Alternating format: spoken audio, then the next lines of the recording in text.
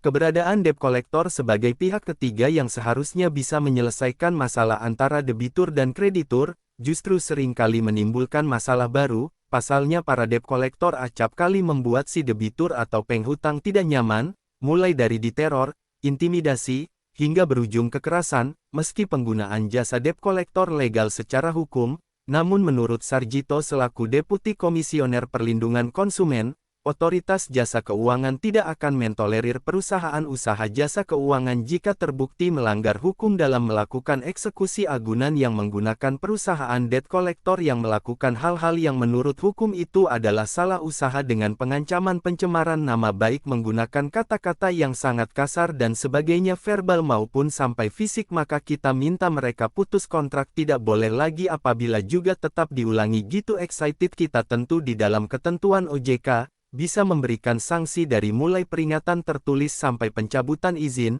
Faktanya seorang debt collector tidak boleh memaksa untuk menyita barang-barang milik debitur yang one prestasi. Penyitaan barang debitur yang one prestasi hanya boleh dilakukan atas putusan pengadilan. Teman-teman di perusahaan finance atau bank, dia punya langkah-langkah yang santun sebenarnya yang memberikan informasi atau diperingatkan untuk bayar. Tidak mau bayar, maka bisa digugat ke pengadilan kalau nanti dia diputus kalah dan harus membayar. Nah, jadi sebenarnya ada lembaga penyitaan seperti itu. Nah, artinya apa? Semua dilakukan dengan resmi dengan mekanisme terbuka bagi Anda yang memiliki tunggakan angsuran. Jangan panik jika Anda didatangi debt collector. Yakinlah debt collector datang untuk menyelesaikan masalah secara baik-baik dan sesuai prosedur. Berikut tips dalam menghadapi debt collector. Terima kedatangannya dengan baik, tidak perlu menghindar karena itu akan memperburuk kondisi. Tanyakan identitas termasuk surat tugas dan sertifikasi resmi debt collector tersebut. Jelaskan dengan jujur dan sopan mengenai kondisi keuangan saat itu termasuk kendala yang dihadapi sehingga mengalami keterlambatan bayar. Jika sudah menemukan titik terang dan mampu untuk membayar angsuran, lakukanlah pembayaran tunggakan angsuran dan denda jika ada secepat mungkin.